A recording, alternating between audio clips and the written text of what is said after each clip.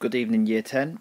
As I mentioned earlier, we are going to do the fit lesson in a slightly different way. Before we start this, just a reminder that this homework will be checked on Thursday, but your evaluation form is due in on Wednesday. Please return these forms to me in B2. Failing this, put them in my pigeonhole in the staff room.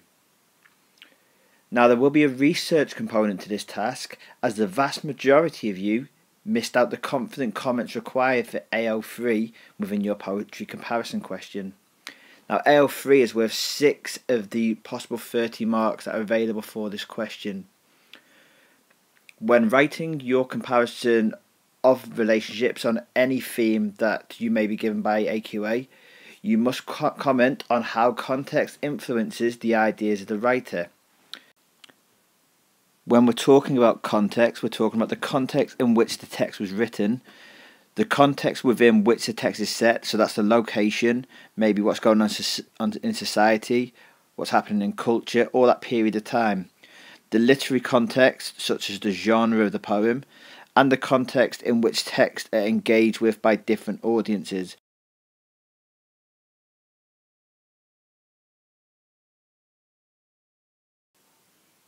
Some points that you may consider when evaluating and or comparing context are the historical context or the period when poems were written, events in the past that they have been about, the locations, the places or types of places that poems are written about, social and cultural context, particular ways of life, people's experience of life that are the focus of the poems.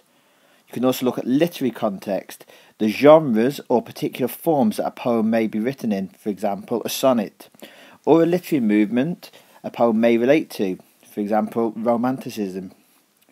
You may also look at the reader's context, ways in which different readers have engaged with the poems throughout time and in different situations. And also, possibly the most important one, biographical context, how knowledge about poets' lives have affected not only their ideas, but the way poems are read and presented. I think now you've listened to my voice probably a bit too much. Now it's your turn. You now need to research and make notes on the context of the poems or poets that you have commented on within your answer. Now you make note on these in mind maps. Before you attempt making a mind map of your own, you may want to have a look at the beginning of an example that I've made. Here is that example. The poem I've selected is Sing Song, and Sing Song is about the speaker's conflict between the two cultures that he's living in. It is his Indian heritage and Western values. However, his love for his wife overpowers the perceived loss of the relationship that he has with his culture. That's just one point you can look at, and you can see how this may have shaped a writer's ideas. Some other contextual points to comment on are where and when the poem was written, the life experiences of the poet, how have these experiences been reflected within the poem, and how have these shaped the ideologies or the values expressed in the poem also. Also any literary and cultural movements, for example again Romanticism, and you need to research the poet in detail. What are the life events that he or she has gone through?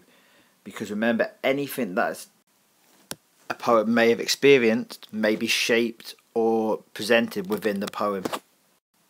Now it's your turn.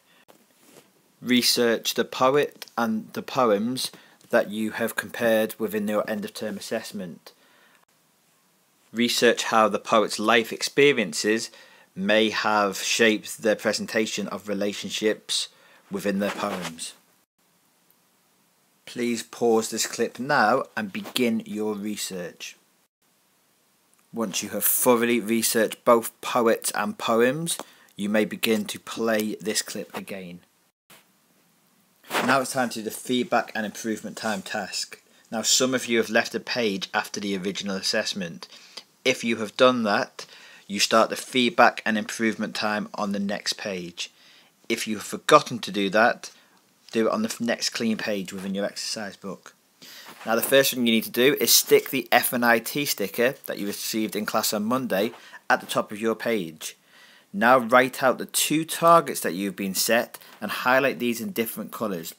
Pause this clip and then play it again once you've done that. Now rewrite part of your response, meeting your two targets. Also, you need to amend any spag mistakes and highlight in a third colour where you've brought in any information on context if this wasn't your task. Now, everybody in the class could improve their contextual point or their contextual comparisons.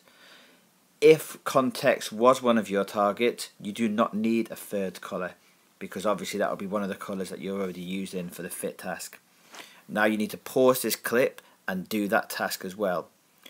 Remember, in class, lots of people always ask me, how much of the response am I supposed to write? You write as much as it takes in order to thoroughly meet your two targets.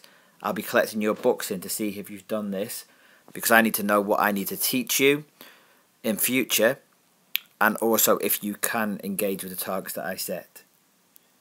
Play this clip again once you have done part 3 of the fit task. Now you are to highlight your improvement in the corresponding colours, or the colours that you have highlighted your targets in. Do this, pause this clip, and play again once this has been finished. Now it's point 5. Explain how you have met your target. Now this is in 1 to 2 sentences.